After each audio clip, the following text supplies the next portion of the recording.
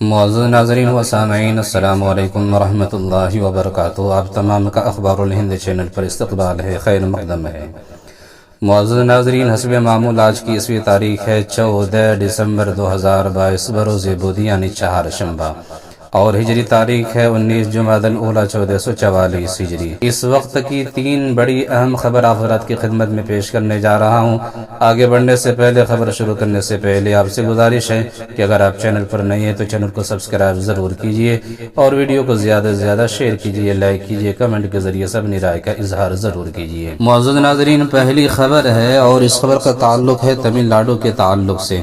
کہ تمل ناڈو کے ایک ماہ ناز استاذ مدرسے احیاء العلوم وانمباڑی ضلع ترپاتور تمل ناڈو کے عظیم المرتبہ استاذ الاساتذہ و صدر المدرس حضرت مولانا عطاء الرحمن صاحب قاسمی رحمۃ اللہ علیہ 18 جمادی الاولیٰ 1444 ہجری کو انتقال کر گئے، اللہ کو پیارے ہو گئے، اس دار فانی سے دار بقا کی طرف کوش کر گئے۔ حضرت والا بہت ساری خوبیوں اور کمالات کے مالک تھے اور ایک بہترین مدرس اور محتمم کی حیثیت سے وہ خدمت انجام دے رہے تھے،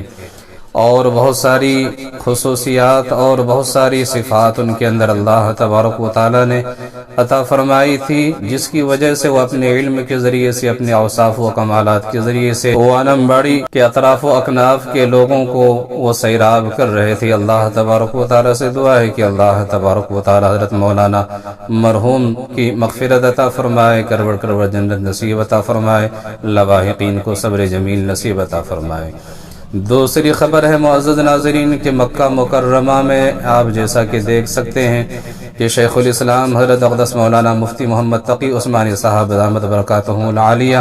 عمرے کی ادائیگی میں مصروف ہے، اور عمرے کی ادائیگی کی خوبصورت اور دلکش روح پرور مناظر آپ حضرات اسکرین پر دیکھ سکتے ہیں۔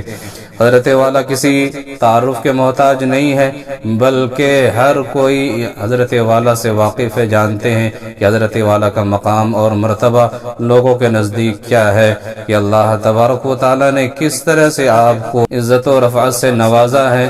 اور اس طرح سے دنیا کے اندر ایسی کوئی شخصیت ابھی فی الحال موجود نظر نہیں آتی ہے جن کے پاس بے شمار ڈگریاں ہوں اور حضرت والا کے مد مقابل ہو۔ حضرت والا کے حق میں دعا گو ہے کہ اللہ تبارک و تعالی حضرت والا کا سایہ ہم تمام پر، بالخصوص امت مسلمہ پر تا دیر قائم و دائم رکھے، اور اسی طرح سے اللہ تبارک و تعالی مجھے بھی، ناظرین کو بھی، سامعین کو حج اور عمرے کی سعادت نصیب عطا فرمائے۔ تیسری بڑی اہم خبر ہے معزز ناظرین، جیسا کہ آپ اسکرین پر دیکھ سکتے ہیں کہ اللہ تبارک و تعالیٰ کے ایک بے زبان مخلوق جو مسجد کے سامنے ہے، اور مسجد کے سامنے آ کر وہ اللہ کے دربار میں، اللہ کے گھر کے سامنے وہ سجدہ ریز ہے، اور گویا کہ وہ سجدہ کر رہے ہیں۔ لوگوں کو ایسا معلوم ہوتا ہے، ایسا ویڈیو سے پتہ چلتا ہے۔ اللہ کے بہت سارے بندے ہیں جس کو اللہ تبارک و تعالیٰ نے عقل و سلیم سے نوازا ہے،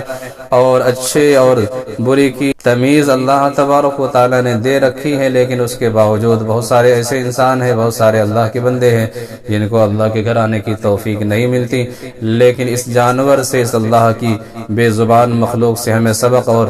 عبرت حاصل کرنا چاہیے کہ کس طرح سے بے زبان ہو کر بھی اللہ تبارک و تعالیٰ کے حضور وہ سجدہ ریز ہے، سجدہ کر رہے ہیں۔